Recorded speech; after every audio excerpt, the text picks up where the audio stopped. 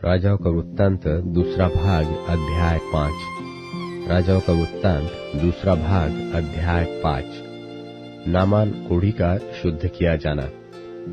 अराम के राजा का नामान नाम सेनापति अपने स्वामी की दृष्टि में बड़ा और प्रतिष्ठित पुरुष था, क्योंकि यहोवा ने उसके द्वारा अरामियों को विजयी किया था और यह शूरवीर था, परंतु कोढ़ी था।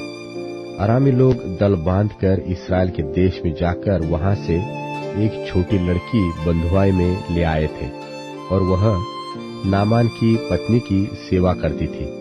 उसने अपनी स्वामिनी से कहा, जो मेरा स्वामी शोमरोन के भविष्यवक्ता के पास होता तो क्या ही अच्छा होता, क्योंकि वह उसको कोढ़ से चंगा कर देता।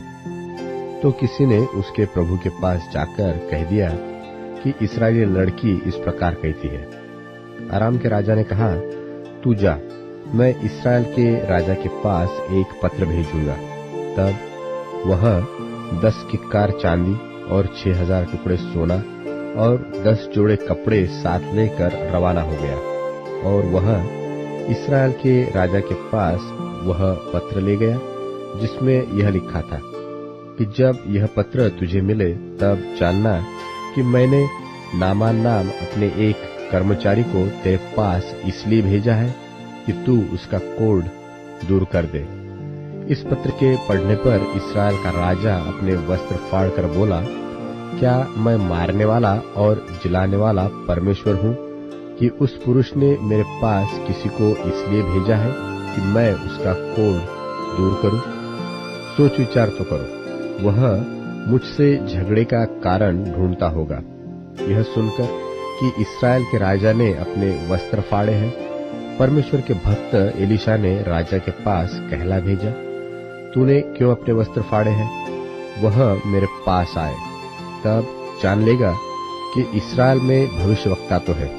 तब नामान घोड़ों और रथों समेत एलीशा के द्वार पर आकर खड़ा हुआ।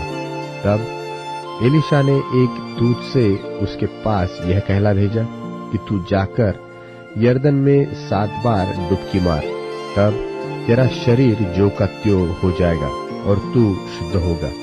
परंतु नामान क्रोधित हो यह कहता हुआ चला गया कि मैंने तो सोचा था कि अवश्य वह मेरे पास बाहर आएगा और खड़ा होकर अपने परमेश्वर यहोवा से प्रार्थना करके कोढ़ के स्थान पर अपना हाथ फेर कर कोढ़ को दूर करेगा।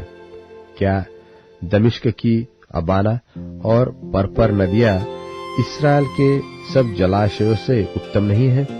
क्या मैं उनमें स्नान करके शुद्ध नहीं हो सकता हूँ? इसलिए वह जलजलाहट से भरा हुआ लौटकर चला गया। तब उसके सेवक पास आकर कहने लगे, हे हमारे पिता, यदि भविष्यवक्ता तुझे कोई भारी काम करने की आज्ञा देता तो क्या तू उसे न करता? फिर जब वह कहता है कि स्नान करके शुद्ध हो जा, तो कितना अधिक इसे मानना चाहिए। तब उसने परमेश्वर के भक्त के वचन के अनुसार यरदन को जाकर उसमें 7 बार डुबकी मारी, और उसका शरीर छोटे बालक के सा हो गया और वह शुद्ध हो गया।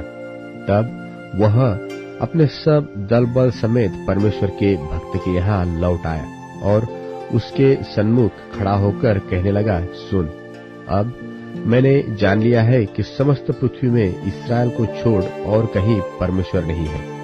इसलिए अब अपने दास की भेंट ग्रहण कर। एलीशा ने कहा, यहोवा जिसके सन्मुख मैं उपस्थित रहता हूँ, उसके जीवन की शपथ, मैं कुछ भेंट न लूंगा।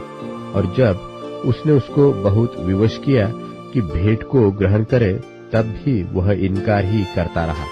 तब नामान ने कहा, अच्छा, तो तेरे दास को 2 खच्चर मिट्टी मिले, क्योंकि आगे को तेरा दास यहोवा को छोड़ और किसी ईश्वर को होम बलि व मेल बलि न चढ़ाएगा। एक बात तो यहोवा तेरे दास के लिए क्षमा करे कि जब मेरा स्वामी रिम्मोन के भवन में दंडवत करने को जाए और वह मेरे हाथ का सहारा ले, और यो मुझे भी रिम्मोन के भवन में दंडवत करनी पड़े, तब यहोवा तेरे दास का यह काम क्षमा करे कि मैं रिम्मोन के भवन में दंडवत करूं। उसने उससे कहा, कुशल से विदा हो। वह उसके यहाँ से थोड़ी दूर चला गया था कि परमेश्वर के भक्त एलीशा का सेवक गेहजी सोचने लगा कि मेरे स्वामी ने तो उस अरामी नामान को ऐसा ही छोड़ दिया है कि जो वह ले आया था उसको उसने न लिया, परंतु यहोवा के जीवन की शपथ मैं उसके पीछे दौड़कर उसमें से कुछ न कुछ ले लूंगा। तब गेहजी नामान के पीछे दौड़ा और नामान किसी को अपने पीछे दौड़ता हुआ देखकर उससे मिलने को रथ से उतर पड़ा और पूछा, सब कुछ कुशल क्षेम तो है? उसने कहा, हाँ, सब कुशल है, परंतु मेरे स्वामी ने मुझे यह कहने को भेजा है कि एप्रैम के पहाड़ी देश से भविष्यवक्ताओं के चेलों में से 2 जवान मेरे यहाँ अभी आए हैं, इसलिए उनके लिए 1 किक्कार चांदी और 2 जोड़े वस्त्र दे। नामान ने कहा, 2 किक्कार लेने को प्रसन्न हो। तब उसने उससे बहुत विनती करके 2 किक्कार चांदी अलग थैलियों में बांधकर 2 जोड़े वस्त्र समेत अपने को 2 सेवकों पर लाद दिया और वे उन्हें उसके आगे आगे ले चले। जब वह टीले के पास पहुंचा तब उसने उन वस्तुओं को उनसे लेकर घर में रख दिया और उन मनुष्यों को विदा किया और वे चले गए। और वह भीतर जाकर अपने स्वामी के सामने खड़ा हुआ। एलीशा ने उससे पूछा, हे गेहजी, तू कहाँ से आता है? उसने कहा, तेरा दास तो कहीं नहीं गया।